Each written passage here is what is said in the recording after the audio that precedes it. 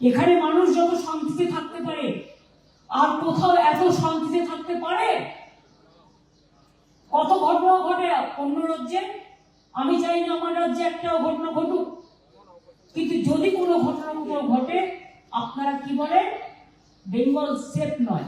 আপনারা আছেন কি করে? খালি রোজ রাস্তা অবরোধ করছেন, রোজ কোর্টে যাচ্ছেন, রোজ গালাগালি দিয়ে বেড়াচ্ছেন।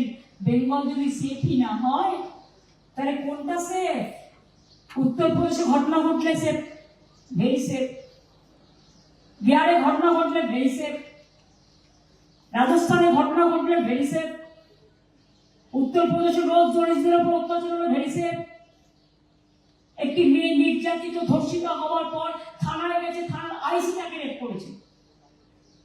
একটা মেয়ে নির্যাতিত হয়েছে, কোর্টে গেছে, জ্বালিয়ে দিয়েছে। डबल इंजन सरकार आपने सेफ है और कलकत्ता अनसेफ है। कलकत्ता इज द सेफेस्ट शहर, आपको पता होना चाहिए। ये रिपोर्ट है गवर्नमेंट का, ये बात नहीं है कि हम कह रहा हूं। और बंगाल भी आपको याद रहना चाहिए, अगर हमारा 10 कोटी से ज्यादा लोग हैं तो बंगाल में हर इंसान एक साथ में रहता है, एक साथ में घूमता है, एक साथ में बिजनेस करते हैं, एक साथ में मजदूरी करते हैं, एक साथ में किसानी करते हैं, एक साथ में हर काम करते हैं। धर्म क्या होता है? धर्म माने की मानविकता।